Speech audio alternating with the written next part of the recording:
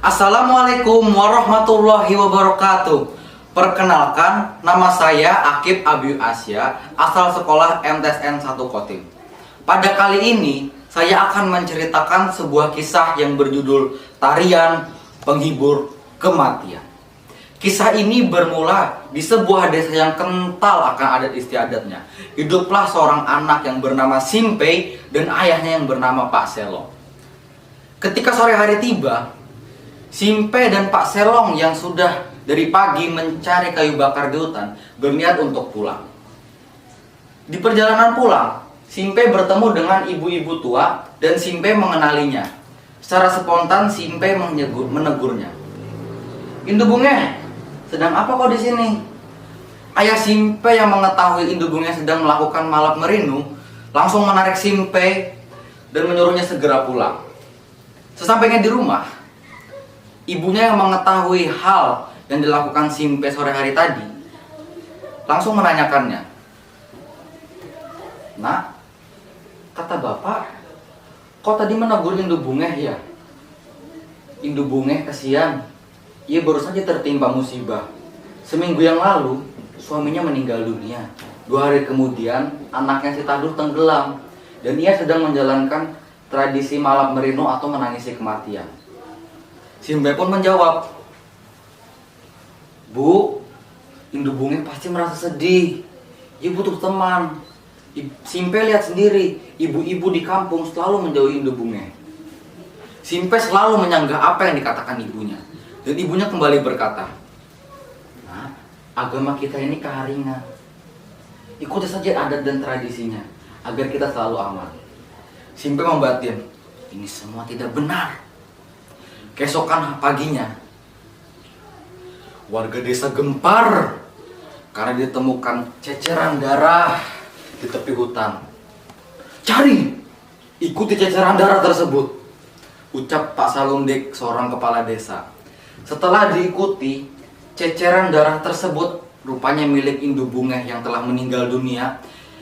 Jasadnya ditemukan dalam keadaan mengenaskan sisa tulang dan terlilit kain hitam dan kain kuning.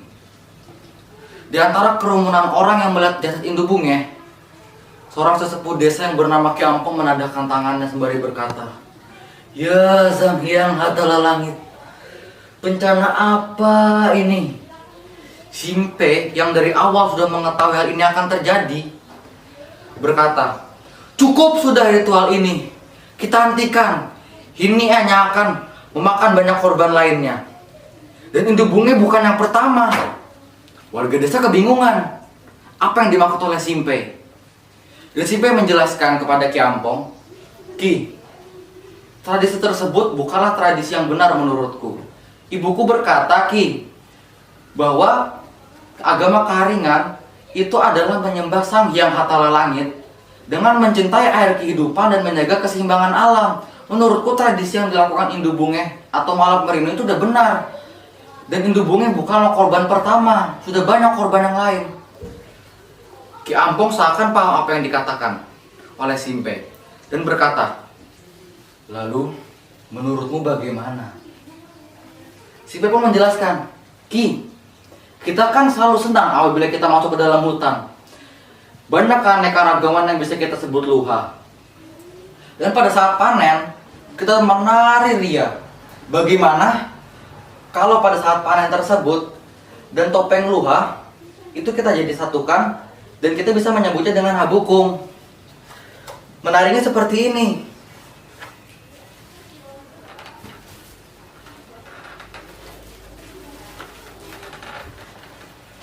Kurang lebih kita bisa menggabungkan antara kedua tradisi tersebut, Ki.